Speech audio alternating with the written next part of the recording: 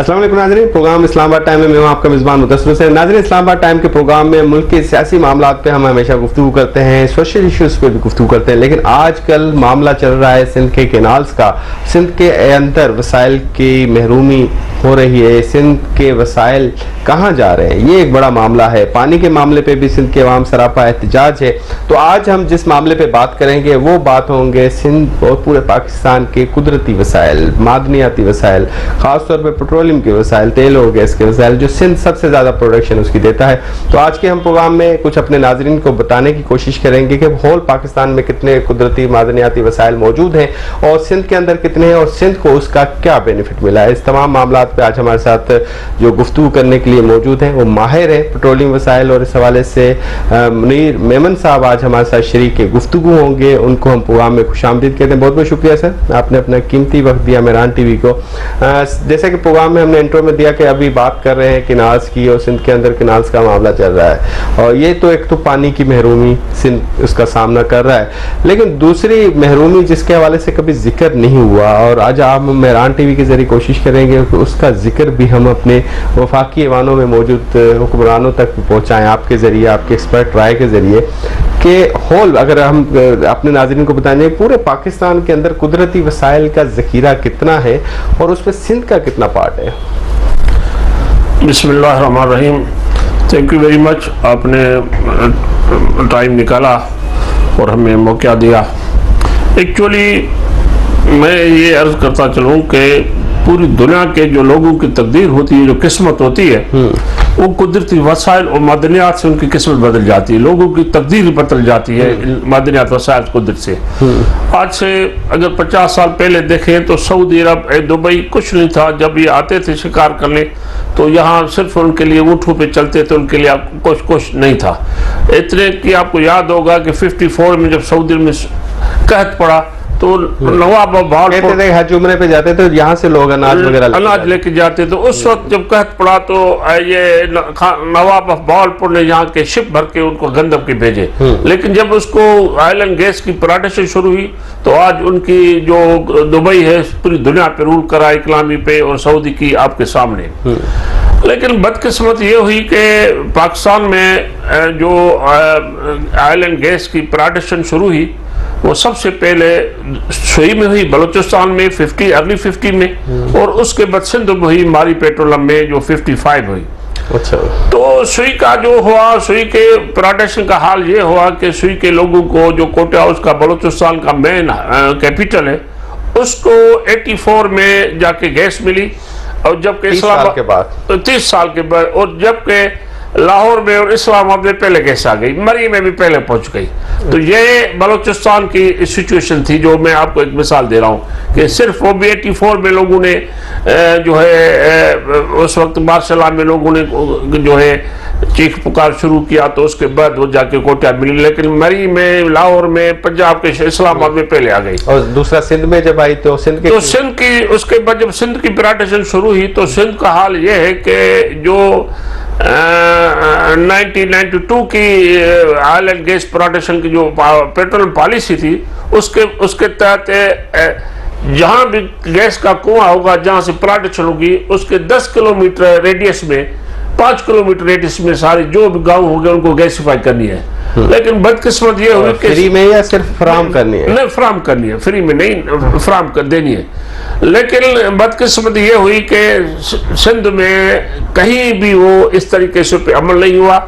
यहाँ तक मैं एक मिसाल देता हूँ कि वहाँ हमारे डर की डिस्ट्रिक्ट घोटकी में जो मारी फील्ड है, वहाँ का एक यूनियन काउंसिल है दाद लगारी, और वहाँ का मिनिस्टर सरदार अब्दुल पिताफ, ये भी 5 साल कंटिन्यू मिनिस्टर रहा। उससे पहले उसका बाप भी 15-20 साल MP रहा, और 10 रेल उसके दाद लगारी के उसके गांव के चारों तरफ है, लेकिन अभी तक उस यूनियन काउंसिल एक को भी गैस नहीं मिली। ये मकामी जो पेट्रोलियम सर्विस है वो जिम्मेदार है या मकामी सियासतदान जिम्मेदार है? मकामी सियासतदान तो जिम्मेवार तो एक्चुअली गवर्नमेंट है, जो गैस कंपनी है, जो पेट्रोल पॉलिसी से इनराफ करती है, जो उस पर अमल नहीं करती। अच्छा। लेकिन नो डाउट के उसमें वहाँ के जो इलेक्टेड लोग हैं उसको वो भी जिम्मेवार है, बराबर के जिम्मेवार है कि वो उस पे उसको परस्यू नहीं करते लोगों के लिए।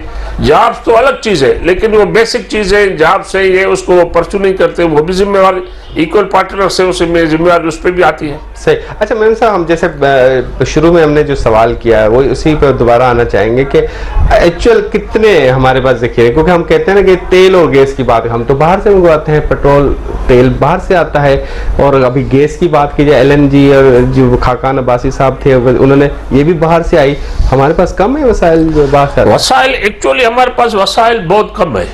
पाकिस्तान में इस वक्त सारे मुल्क की जो टोटल कंजप्शन है उसको हार्डली 40% भी लोकल प्रोडक्शन नहीं है। लोकल पर ये नो डाउट एट ऑल के उस पे कंजप्शन बहुत कम है, हमारी प्रोडक्शन बहुत ज्यादा है, लेकिन उसमें भी गलती हमारे मुल्क के हुक्मरान की गलत पॉलिसी है। फॉर एग्जाम्पल अमेरिका जैसे बहुत बड़े में, यूरोप में कहीं भी जो है वो छोटे छोटे गांव को गैस नहीं देते, वहाँ LNG और सिलेंडर्स देते, लेकिन यहाँ उन्होंने छोटे छोटे गांव को गैस के पाइपलाइन बिछा के गैस दे दिया, और उस पे जाहिर है उसकी जो इम्पैक्ट तो पड़ेगा, उसकी शॉर्टेज होगी, लेकिन ओवरऑल प्रोडक्शन बहुत कम है, 40% है। लेकिन वसाइल है इतने हमारे पास नहीं, वसाइल नहीं है। सबसे पहले जो इस वक्त प्रोडक्शन शॉर्टेज है, हमारे शॉर्टेज है, ऑयल की शॉर्टेज है, उसके लिए हमें बाहर से मंगवानी पड़ेगी, उससे बाहर से मंगवानी पड़ती है। तो ज्यादा सूटेबल कौन सा मुल्क है? ज्यादा सूटेबल तो ये गवर्नमेंट की डील करते हैं जहां उनको ज्यादा प्रॉफिट मिलता है। ये तो गवर्नमेंट टू गवर्नमेंट डिपेंड करता है कहां से उनको कितना मिलता है, फिर उधार पे मिलते हैं, कौन को ये रियायत देता है। यू नो आजकल तो ये क्यों चीज हमने देखने को मिलती है, हम बचपन से देखते आए कि भी हम पेट्रोल डॉलर की मद में लेते हैं, कभी सऊदी अरब से, कभी किसी और से। रशिया हमारा पड़ोसी है, ईरान हमारा पड़ोसी है, उससे क्यों नहीं लेते?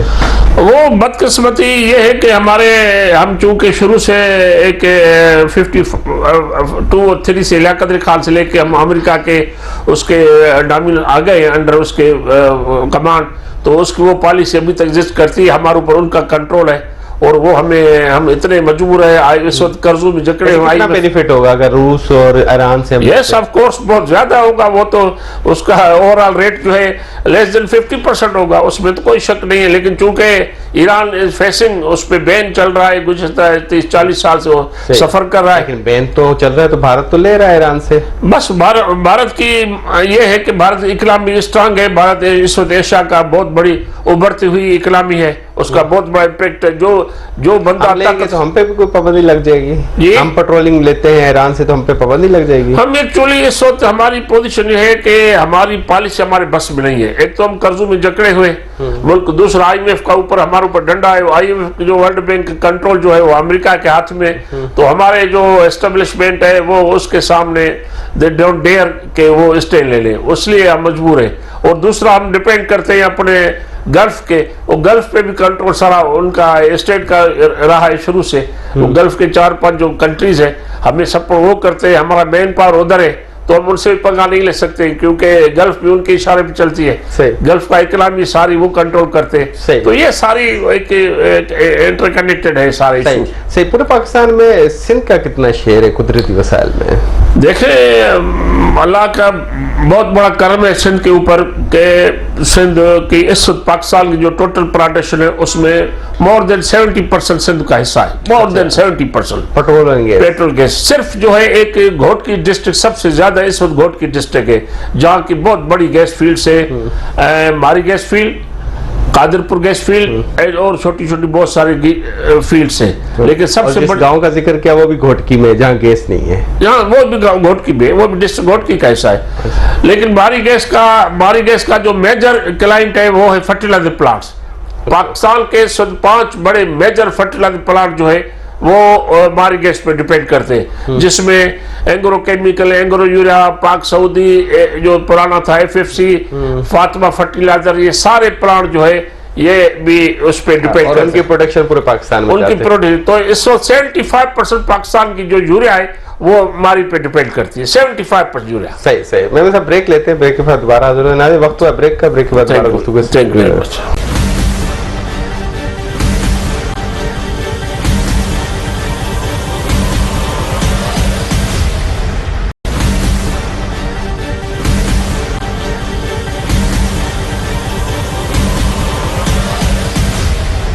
नाज़रीन, मुनीर मेमन साहब हमारे साथ मौजूद हैं, माहिर हैं, तेल और पेट्रोलियम गैस के हवाले से एक्सपर्ट हैं। आज हमारे साथ शरीक गुफ्तगू हैं, उनको दोबारा खुशामदीद कहते हैं। सर, हम ब्रेक पे जाने से पहले गुफ्तगू कर रहे थे पेट्रोलियम वसाइल की सिंध के हवाले से आपसे सवाल किया, उसी को दोबारा कंटिन्यू करेंगे।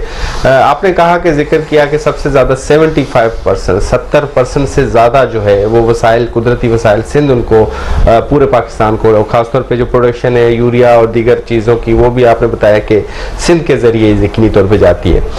अच्छा, उसके फीडबैक में सिंध को क्या बेनिफिट मिलता है? और कहा जाता है ना कि इसका टैक्सेस की मद में पैसे सिंध हुकूमत को मिलते हैं, उसका कोई बेनिफिट मिला होगा और कितना मिला होगा? बहुत ही अफसोस से कहना पड़ता है, वेरी अनफॉर्चुनेट के हमारे वसूलों की जो लूटमार हो रही है जिस तरीके से हुआ, उसका सिंध के लोगों को, इलाके के लोगों को कोई फायदा इस तक नहीं पड़ा। अच्छा, जो फायदा रूल्स और पाकिस्तान के आइन के मुताबिक हुकूमत को पता होगा, सिंध हुकूमत को, सिंध हुकूमत को बिल्कुल पता है, लेकिन सिंध हुकूमत को लमसम कुछ रॉयल्टी मिलती है लमसम, तो उसकी वजह से वो फिर वो रॉयल्टी फर्दर उस इलाके में खर्च नहीं होती है, फर्दर डिस्ट्रीब्यूट उस डिस्ट्रिक्ट इलाके को नहीं होती है, वो सेंट्रलाइज पूल में चली जाती है। और कुछ उनके सरदारों पे जो उन्होंने अभी petroleum policy district development board बनाया है अभी 10-12 साल से, तो वो उसके उनमें चली जाती है, उनके कमीशनों में, उनके हिसाब किताब। अच्छा, सरदार भी बेनिफिट लेते हैं? Yes, of course. सरदारों का बेनिफिट ये है कि सरदारों को अपनी अहमियत का पता ही नहीं, उनका जो खास फोकस है कि वो सिर्फ उनको 4 चौकीदार मिल जाए, छोटे मोटे ठिका मिल जाए, या को डोजर को बिल्डोजर, वो इन चीज़ों में खुश होते हैं। या साल में उनको डायरी कैलेंडरों में मिलते, तो ये कंपनी में आते हैं, उनके गेस्ट हाउस में खाना खा के, ये इनकी टोटल उनकी सोच इतना है, उसको लिमिटेड उनकी सोच है। जबकि ये जब आज 40-50 साल हो गए, जब 60-70 साल के बाद इस वक्त नेचुरल जो प्रेशर है रिजर्वायर आज तक कम होती जा रही है, जैसे सुई की कम हो गई है, तो सुई पे उन्होंने आर्टिफिशियल कंप्रेसर प्लांट लगाए, लेकिन हमारे यहाँ भी कंप्रेसर प्लांट लगने शुरू हो गए जो पुरानी फील्ड से। अच्छा, हाँ, तो ये नेचुरल खत्म हो जाए। कितने अरसे तक रहेंगे? मैं थोड़ा अर्ज करूँ, जब ये आइंदा 10-15-20 साल में ये जब खत्म हो जाएंगे नेचुरल रिसोर्स जो प्रेशर है कुदरती, तो फिर वो उसकी प्लांटेशन जो आज 600 मिलियन क्यूबिक फीट है, कल जाके 50 मिलियन क्यूबिक बच जाएगी, वो उसकी कोई उसकी इम्पैक्ट नहीं होगा। रिजल्ट ये होगी कि वो हमारे डिजाइन में ऐसे लोग जैसे अभी जाहिलों की तरह खाना बदोश रह रहे हैं, ऐसे रहेंगे, कोई इम्पैक्ट नहीं पड़ेगा उनके जो भी। आप बतौर एक्सपर्ट अलार्मिंग पोजीशन बता रहे हैं कि 10 साल के बाद वसाइल खत्म हो जाएंगे। 10-15 साल नई फील्ड्स नई जो है वो रिजर्वायर जोन में जा रहे हैं, और उसके मुतबादल नई फील्ड्स शुरू की है इन्होंने। नई फील्ड के लिए ट्राई करें, लेकिन मैं अर्ज कर रहा हूँ कि ये आखिर, लेकिन मेजर फील्ड हमारी बंद है। आखिर देखें ना, आप एक छोटी सी एक मिसाल है ना, एक गाय होती है, एक भैंस होती है, उससे आप दूध निकालते हैं, आखिर 10-15 साल में बुढ़ी हो जाती है ना, ये तो कुदरती बात है ना, कब तक फराहो लांग आप चलेंगे जब तक। और पाकिस्तान में उसके मुतबादल अरेंजमेंट हुकूमत ने की, मुतबादल अरेंजमेंट जो होती है वो है ऑनशोर, वो जो समंदर में इनकी होती है प्रोडक्शन समंदर से जो होती है, वो पाकिस्तान में गुज़िश्ता 50 साल में 4-5 अटेम्प्ट हुए, लेकिन वो अनफॉर्चुनेट वो सब फेल गए, क्योंकि वो इतनी महंगी कास्टली होती है, कांट अफोर्ड। उसके लिए ज्वाइंट वेंचर किए, मुख्तलिफ कंपनी से, मुख्तलिफ मुल्कों से किया, टोटल से किया लास्ट 2-5 साल पहले, लेकिन वो आज तक कोई खास कामयाबी नहीं हुई। लेकिन मेन जो होता है, जैसे इंडिया में बॉम्बे में बहुत बड़ी ऑफशोर फील्ड है, सऊदी में जितनी प्लांटेशन है, दुबई में, कुवैत में, वो सब की ऑफशोर है, वो समंदर से है ज्यादातर। अच्छा, लेकिन हमारे यहाँ चूंकि समंदर से इतनी है ही नहीं, सारी डिपेंड करता है अर्थ जमीन से, तो वो उनकी प्लांटेशन भी 50-60 साल से हो गई। अभी तक हुकूमत ने ऐसा कोई प्रोजेक्ट समंदर वाला भी शुरू नहीं किया, अभी तक नहीं किया। 4-5 अटेम्प्ट हुए गुज़िश्ता 50-60 साल में, लेकिन अनफॉर्चुनेट सारे के सारे फेल गए। और मुस्तकबिल क्या होगा? मुस्तकबिल हमारी इकोनॉमी पे डिपेंड करता है, हमारे पास इतनी रिसोर्सेज है ही नहीं, और गवर्नमेंट की प्रायोरिटी भी मुख्तलिफ है। मैं आपको एक अर्ज करूं, होता क्या है, ये पाकिस्तान में कि एक हमारे हुक्मरानों को जो एलीट क्लास है, उनकी एक अपनी स्ट्रांग माइंड सेट है। सिंध को उन्होंने हमेशा जो है ना उसी तरीके से ट्रीट किया है, ऐसे कानूनी ट्रीट किया है। फॉर एग्जांपल मैं आपको बता रहा हूँ, भुट्टो साहब के दौर में सबसे पहले 74 में OGDCL बनी, ऑयल एंड गैस सेक्टर, जो पब्लिक सेक्टर की सबसे बड़ी कंपनी थी और पाकिस्तान सारे में करती है। उसका हेड ऑफिस कराची में था, उसको उन्होंने शिफ्ट कर लिया। जब पूरी प्लांटेशन सिंध में है, तो हेड ऑफिस जो उनकी कराची में थी वो 90 में जाल के दौर के बाद मुशर्रफ कराची शिफ्ट कर इधर कर लिया। हमारी की फील्ड है, हेड ऑफिस कराची में थी 30 साल तक, उसको लेके आए इस्लामाबाद में। तो ये सारी बदकिस्मती है। जैसे कराची की इकनॉमी है, पाकिस्तान का सारा रेवेन्यू जनरेट कराची से होता है, लेकिन बैंकों के हेड ऑफिस सब उन्होंने इस्लामाबाद शिफ्ट किया है। तो ये एक एलिट क्लास की सिद्ध के साथ जो है कि नाइंसाफी है, और उस पे हमारे लोगों ने कभी भी प्रोटेस्ट नहीं किया। जो रिप्रेजेंट रहे वो टिपिकल क्लास है। वैसे उन लोगों को अवेयर कैसे करें? मिसाल के तौर पे घोटकी जिले के, सांगड़ के, इन जहाँ जहाँ हमारी फील्ड्स हैं पेट्रोलियम की, तेल और गैस की, उनको कैसे, कौन बताएगा कि भी इनका राइट क्या है, वो क्या ले सकते हैं, पेट्रोलियम सर्विस से क्या क्या मांग सकते हैं कानूनी तौर पे? मैं आपको एक मिसाल देता हूँ कि मैं कई सालों तक पेट्रोलियम स्टैंडिंग कमेटी थी सेनेट की और कौमी असेंबली की, उसमें मैं अपीयर होता था। कई सालों तक मैं उसमें अपीयर होता रहा। मैं आपको एक मिसाल देता हूँ, केपी में करक में, डिस्ट्रिक्ट करक में एक मरतबा उन्होंने एक पाइपलाइन जा रही थी, तो पहाड़ों से सारे लोग आके बैठ गए, दूसरे 300-400 लोग, कि नहीं हमारे पहले पहाड़ों पे जो गाँव है उनको गैस देवो, उसके बाद लाइन आगे जाएगी। तो जब स्टैंडिंग कमेटी में इशू आया तो आप हैरान रह जाएंगे, उस वक्त पीटीआई जमात मौलाना फजल रहमान के लोग, दुरानी था एमएनए जो चीफ मिनिस्टर था, ये सारे पीटीआई नवाज सब एक हो गए, पठान सारे केपी के लोग सब एक हो गए कि नहीं पहले इनको गैस देके फिर आगे जाएंगे। जबकि श्री नादन गैस कह रही थी कि वो फिजिबली नहीं है कि एक पहाड़ पे जाके 4 किलोमीटर गैस पहुंचाए और जहाँ घर 10 से 15 है, लेकिन फाइनली दे सक्सेस। उन्होंने प्राइम मिनिस्टर के पास गया कि नहीं ये लोग नहीं उठ रहे, आप इनको गैस दे दो। उनको 20-25 करोड़ रुपया स्पेशल बजट है, उनको गैस मिलता बाकी जी। तो ये अवेयरनेस। इसके मुतबादल सिंध में क्या सूरत हाल है? सिंध में मुतबादल ये है कि एक सरदार को अगर 4 चौकीदारी मिलती है, 4 उनकी गाड़ियां रखते हैं, तो ड्राइवर की पोजीशन है, तो दूसरा सरदार कहते हैं कि आपने उनके रखे, मेरे क्यों रखे? ये आपने एक गांव का जिक्र किया, कितने गांव ऐसे महरूम होंगे तेल और गैस से? सारे तकरीबन सारे सिंध के 2% गाँव को भी गैस नहीं मिली है, 2% गाँव को भी नहीं मिली सारी। इस पे इसको तो पॉलिसी को टोटली इग्नोर किया है कि जो पेट्रोल पॉलिसी 92 है, इसको तो एक्सपर्ट किसको जिम्मेदार समझते हैं इसका? सिंध गवर्नमेंट को और एमएलए उनके जो रिप्रेजेंटेटिव है उसको, जो रिप्रेजेंटेटिव है उसके उस इलाके के एमएनए एमपी सरदार सोकार लीड, उनका वो एक्चुअली उनका वो फोकस नहीं है। एक एजुकेशन कमी है, दूसरा एक स्ट्रांग माइंड सेट है, फ्यूडल सरदार है। उनसे ये भी कहते हैं ना कि गैस आती नहीं है तो हम मीटर क्यों लगवाएं, ये भी एक मसला है ना।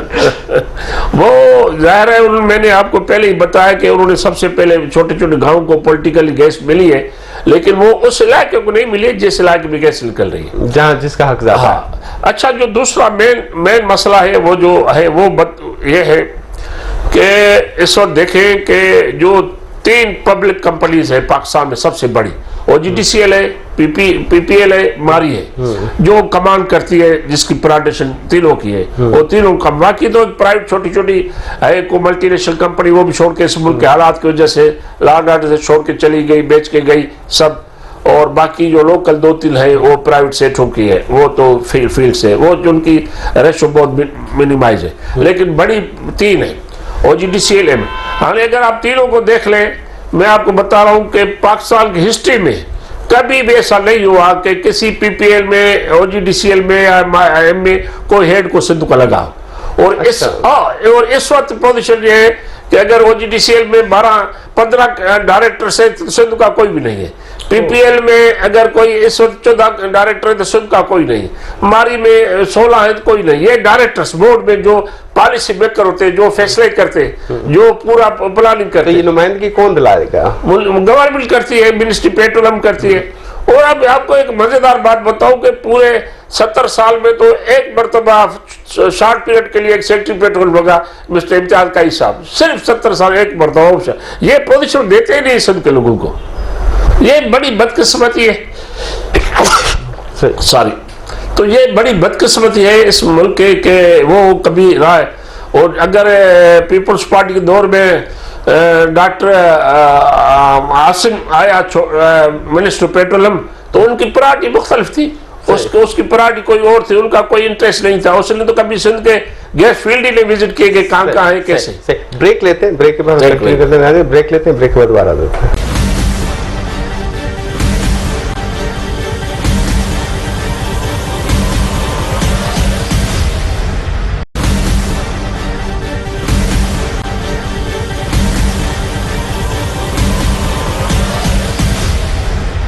वेलकम बैक नाज़रीन मुनीर मोहम्मद साहब हमारे साथ मौजूद हैं और कुदरती वसाइल के हवाले से जिक्र कर रहे हैं और ख़ुसूसी तौर पर गुफ्तगू कर रहे हैं। और इन्होंने बड़ी एक अहम बात की कि हमारे वसाइल ख़त्म हो रहे हैं और 8, 10, 15, 20 सालों के बाद शायद हमारे पास कुछ ना रहे, लेकिन उसके मुतबादिल बेनिफिट्स कितना मिला मकामी लोगों को, ये एक बड़ा सवाल है। इस पर मज़ीद गुफ्तगू करते हैं। मुनीर साहब, आपके कुछ सवालात और भी मैं करना चाहूँगा, लेकिन उससे पहले आपको पता होगा 18वीं तरमीम में हेल्थ दीगर शोबाजात चले गए।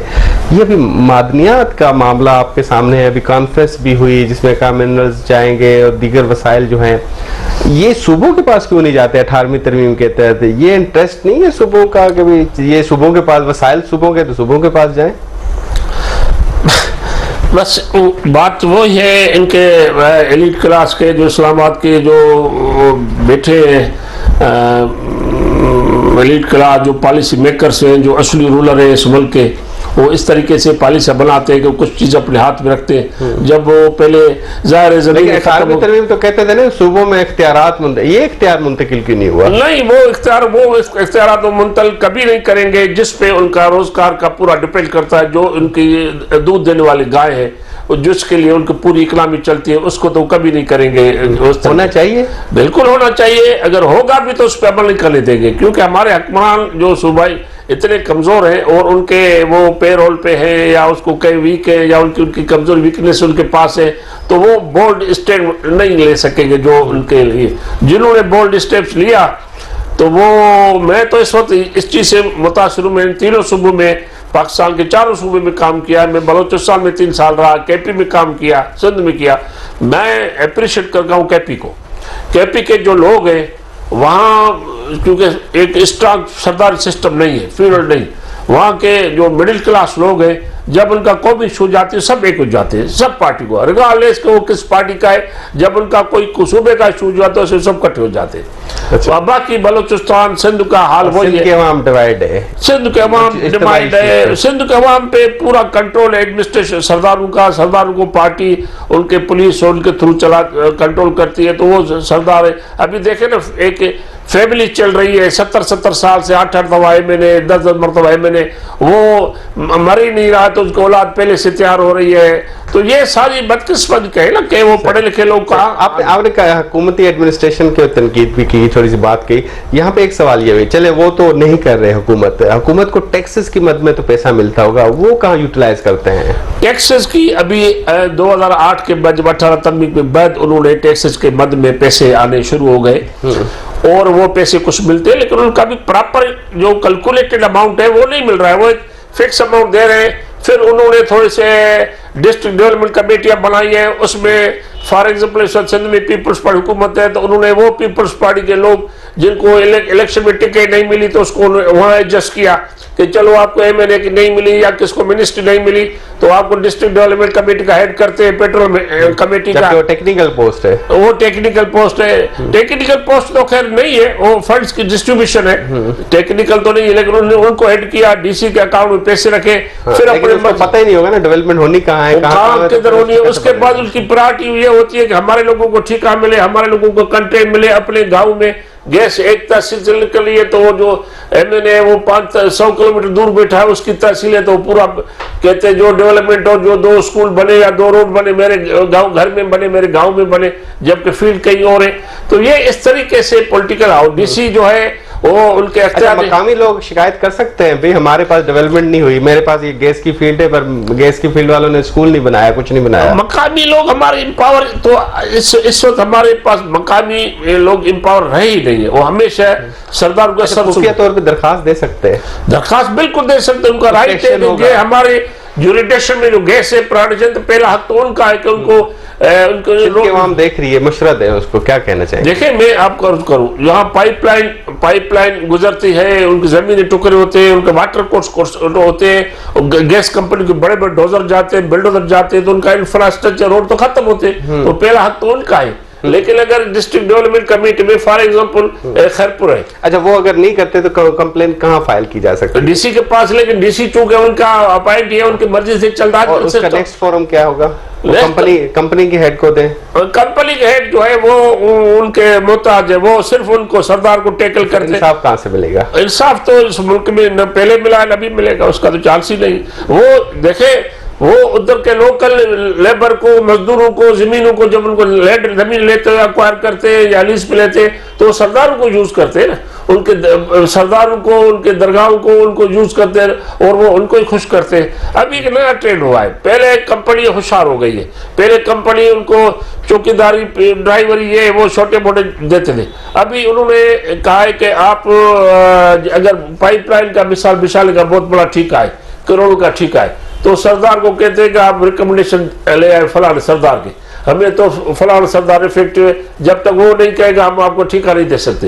वो ठेकेदार जाता है, पहले सरदार को लैंड क्रूजर देता है, सर ये गाड़ी रख ले, लैंड को गिफ्ट है, आप मुझे रिकमेंड करें, मुझे ठेका मिले, बाकी में बेटा। तो ये उन्होंने ट्रेंड चेंज हो गया। अच्छा। जब वो सरदार ओके करता है, हाँ ये मेरा बंदा है, बंदे पंजाब के होते हैं, बाहर के होते हैं, लेकिन सरदार को चूंकि गाड़ी मिल गई, जैसे कमर में मस्जिद सरदार है, चांडो सरदार है, उनका ट्रेंड ये है, उनको वो ठेकेदार बड़ी बड़ी गाड़ियां लेके देते।